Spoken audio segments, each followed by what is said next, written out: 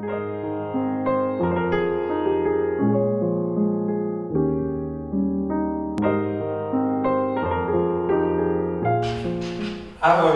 Šimon. Čo chceš? Vieš čo, dnes nemôžem.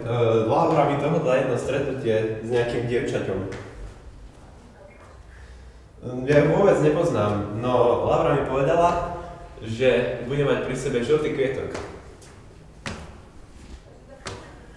Áno, presne takto ju nájdem. Ahoj, čau.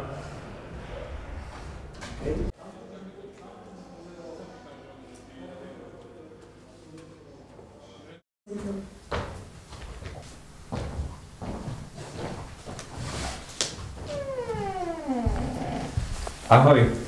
Ahoj. Žltý kvietok. No. Môžem si prisadnúť? Pokojne. Ako sa máš? Dobre. Veľmi ti ten kvietok pristane. Ďaká. Pekná mikina. Ďakujem, snažil som sa.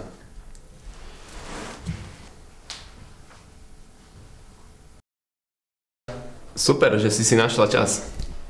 Hej, aspoň som sa uliala zo školy. Ale to si nemusela.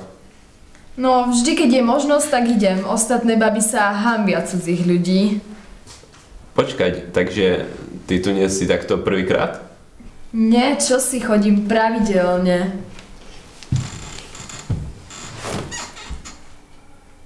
Čo môžem priniesť? Môžem ťa na niečo pozvať?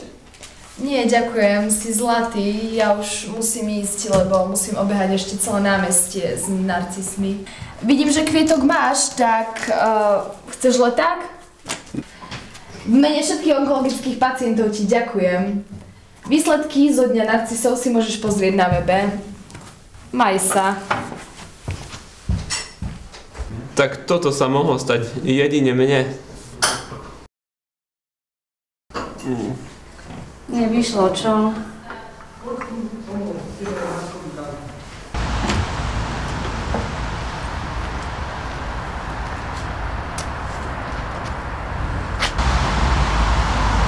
Ty si Mišo, Laurin kamoš? Áno, a ty si Stanka, Laurina kamarátka? Hej, Yes, konečne! prepáč, že meška. Ale to je v pohode, Stanka, ideme dnu? Neuveríš, čo sa mi stalo. Prišiel som do kaviarne a sedelo tam dievča so žltým kvetom. Myslel som si, že si to ty. Lenže to bola iba obyčajná predavačka. Sadol som si k nej a bol to najväčší trapas, aký som kedy zažil.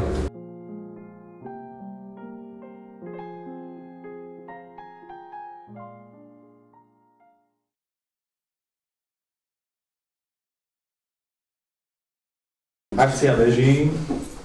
Akcia. Čo vám môžem priniesť? Ja si neprosím nič, ďakujem. A čo to